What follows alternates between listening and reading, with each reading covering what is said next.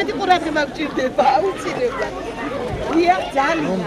რაც ომი როგორც აფხაზეთში გადაიტანეს, ეგრევე გადავიტანეთ ჩვენ ხალხი. ძალიან ძლიერი ხალხი. როიცოდეთ და ძალიან გიყვაროთ გაფასებთ ყველას. ღმერთმა აქნას, რომ სულ უკეთესების საფრთხე გვერდოს.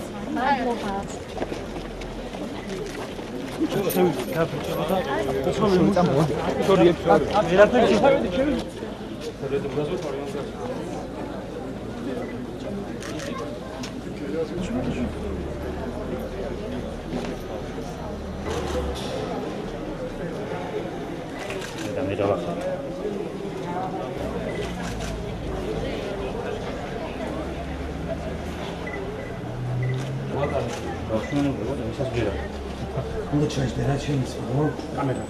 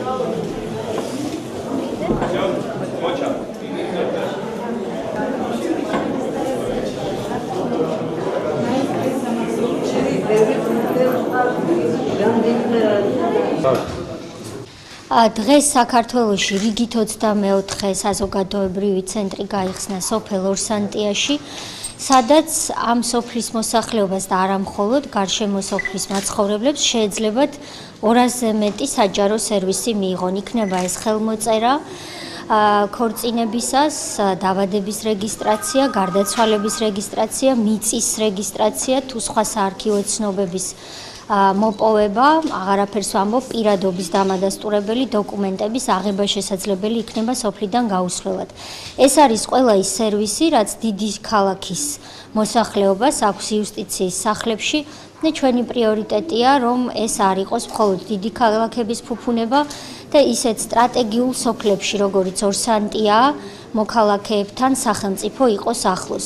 სიმბოლურია, რომ დღეს ვხსნით სწორედ ორსანტიაში ამ სახლს, როდესაც სულ რამდენიმე კილომეტრში აქედან დგას საოკუპაციო ჯარი და აღმართულია დროებითი საოკუპაციო ზოლი ჩვენსა და ჩვენს აფხაზდებსა და ძმებს შორის.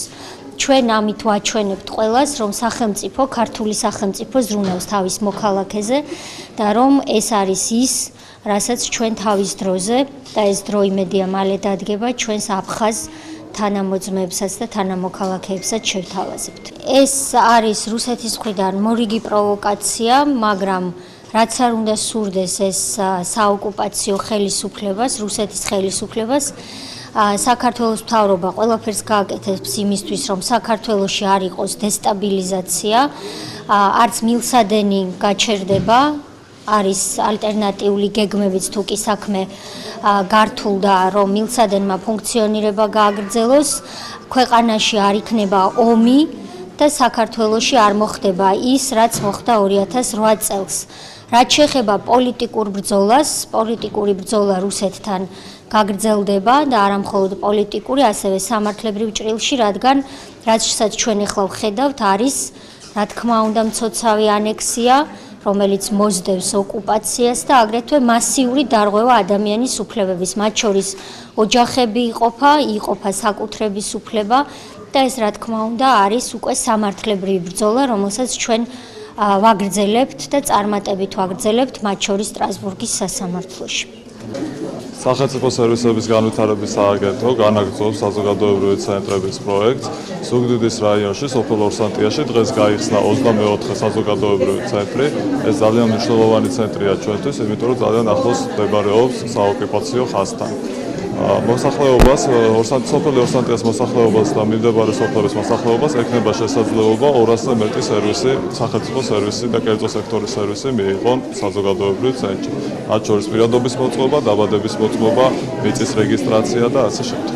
სასიხარულო ამბავი ის არის, რომ ორსანტიაში ადმინისტრაციული საზღვრის პირას ახლოს აშენდა ერთ-ერთი ულამაზესი საზოგადოებრივი ცენტრი, სადაც თქვენ თვითონ იხილეთ, როგორი ხარისხიანი აშენებული საზოგადოებრივი ცენტრია, შიგნით არის ბიბლიოთეკა, საბანკო მომსახურება, ყველა მომსახურება, რაც ეხება იუსტიციის სამინისტროს.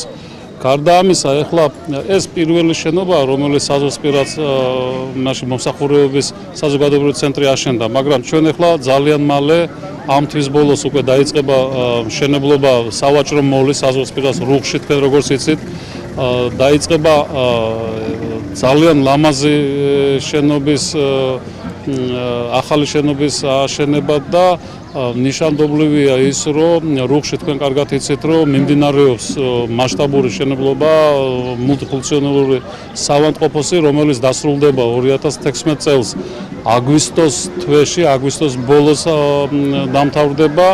და კიდე სხვა მრავალი პროექტებია, რომლებიც ახლა მიდის დაპროექტება. უახლოეს მომავალში თქვენ გაიგებთ ამ პროექტების შესახებ და დღეს კიდე ყველა ორსანტიელებს და მიმდებარე ტერიტორიას მინდა მიულოცო ამ საზოგადოებრივი ცენტრის გახსნასთან დაკავშირებით.